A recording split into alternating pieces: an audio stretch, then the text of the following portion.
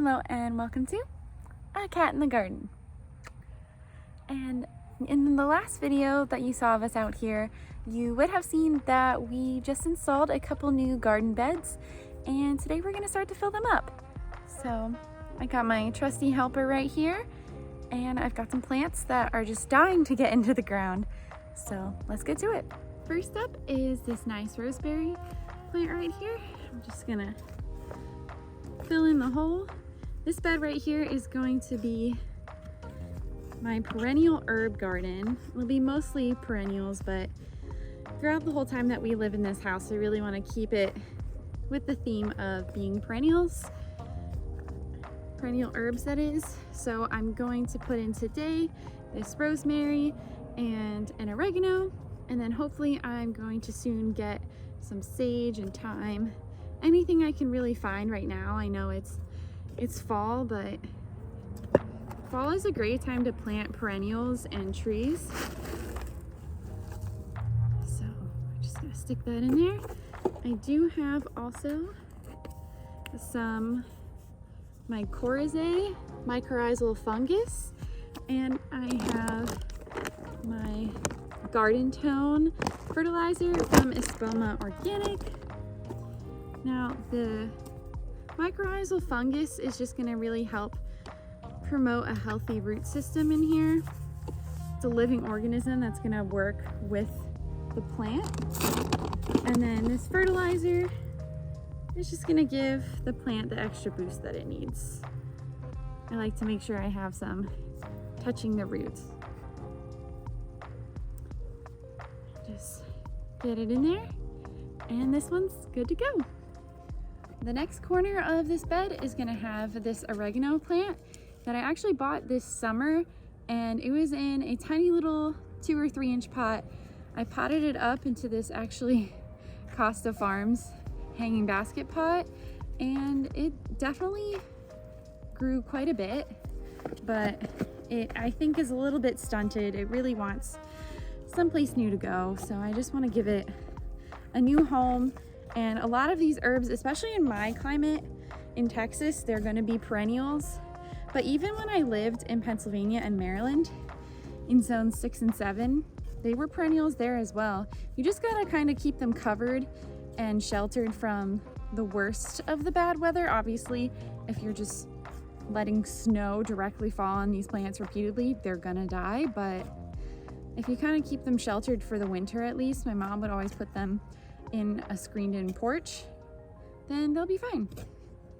Which is really nice because you just buy the plant once and you don't have to buy it again. Now, in my past experience, rosemary, it could last like 5 years and then kind of be done. But oregano, the same thing. Maybe sometimes they'll only last 5 years. Maybe they'll last 10, maybe they'll last 15, but even if they are a perennial, sometimes they've just lived out their course and it's time to get a new one. I think I dug too much out of that hole there. I'll just put a little bit more in. Of course, gotta fertilize. Don't think I fertilized this plant since I put it in here, so it could use a boost. Next, just gonna fill in the hole. Like I said in my last video, this dirt is so much better than what we have natively here in Texas. So this thing is gonna spread out like crazy. It's actually gonna root from the stem into the dirt in a bunch of places, and before you know it, it's gonna be a huge plant. Next up is gonna be some of my beans. They're gonna go on this handmade trellis that I just finished. Just something really simple that they're going to climb up on.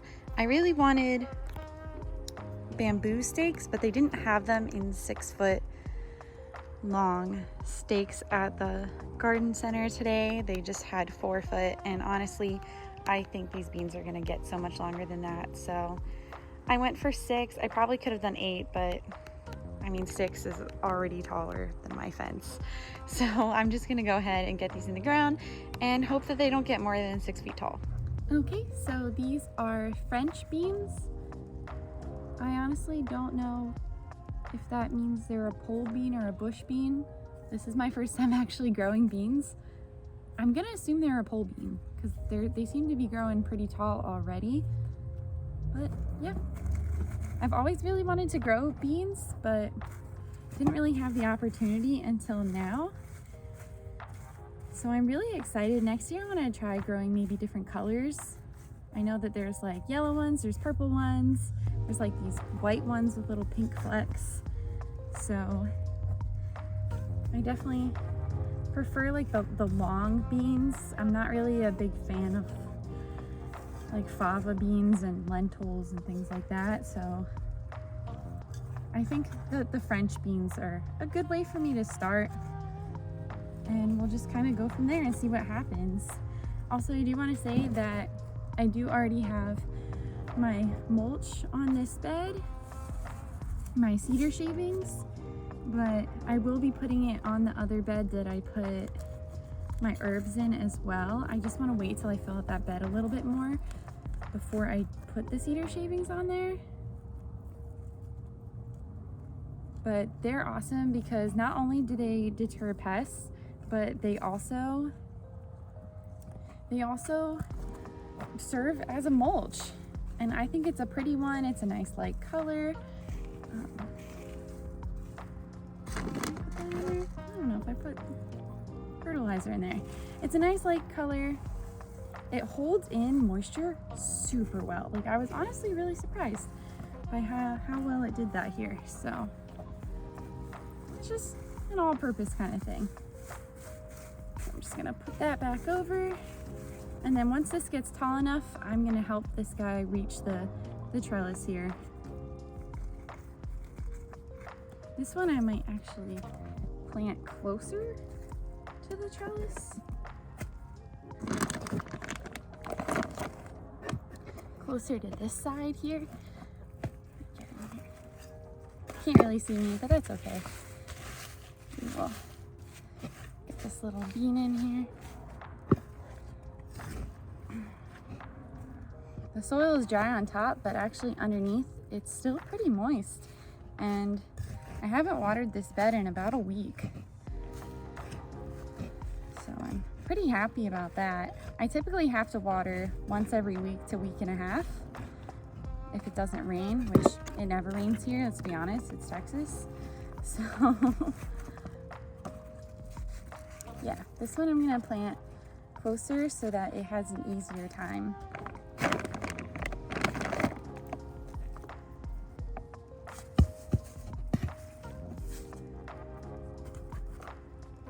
Okay.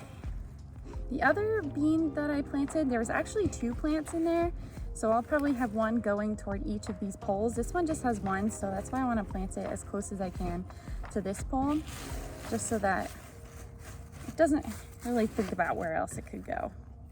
Just gonna get the tag in here so I remember what this is. Maybe. There we go. And that's it for the beans. For the last plantings of the evening, because it's getting dark, we do have another trellis covering my face, but we are going to be planting peas. I've got 2 varieties. So the first one is just a regular sugar snap pea, and the second is a sugar magnolia purple. So I'm really excited about that one especially. I haven't grown peas before, so I am really looking forward to this as well as those beans that I just planted.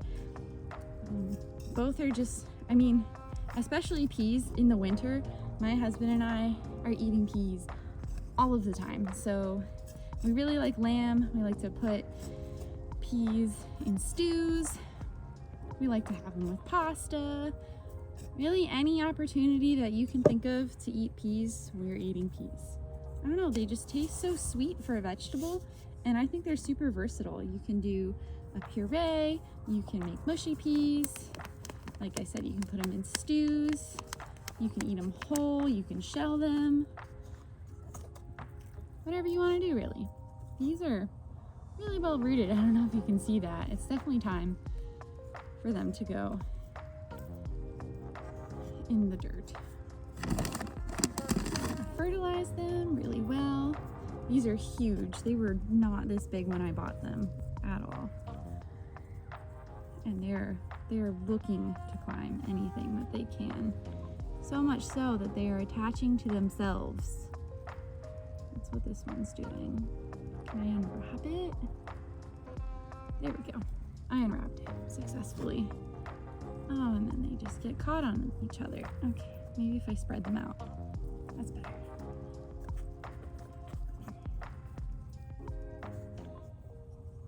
So this one is definitely long enough to start attaching to this trellis here. So I'm gonna try to help it out. And hopefully I can keep one pea to each side. Well, I don't know. Figure it out.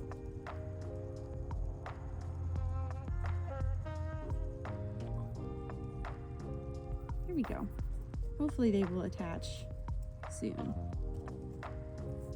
Get the tag in there. And off we go for the other one.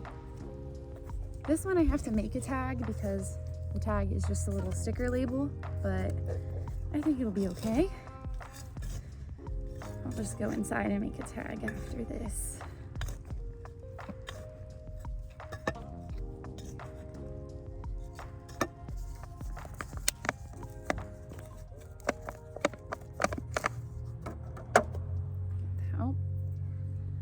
All of the dirt is just falling off of these.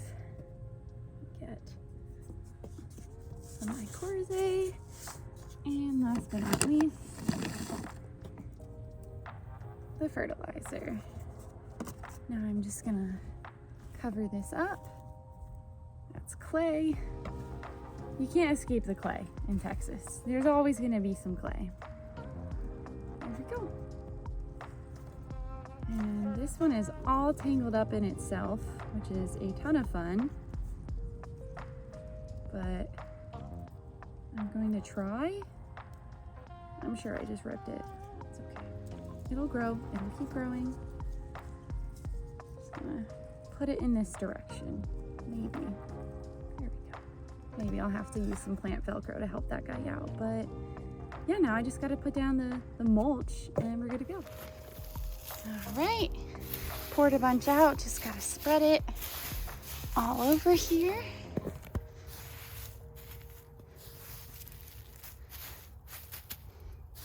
I like to do a moderately thick layer if I can. And it'll even out with waterings and with time, but it's looking pretty good. Hopefully these will grow fast now that they're in the ground. All right, it's starting to get dark here and we just finished up, so we are gonna close it for the evening. It has been a long day out here, but it is always best to plant once temperatures have kind of cooled off for the night. But thanks for watching. If you did like this video, make sure to give us a thumbs up down below and subscribe to see more videos like this in the future, and we'll catch you in the next one.